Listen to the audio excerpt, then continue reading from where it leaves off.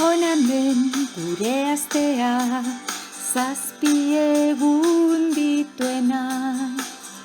5 egun, lan egun, eta gero 2 jai egun.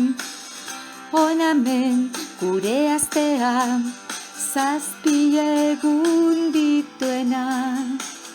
5 egun, lan egun, eta gero 2 jai egun. Astelena, asteartea, asteazkena,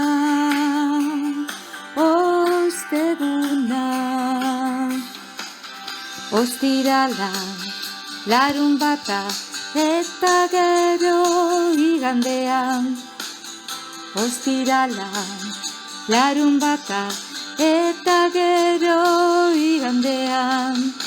Astelena, asteartea, asteazkena, osteguna. Ostirala, larunbata, eta gero igandea. Ostirala, larunbata, eta gero igandea.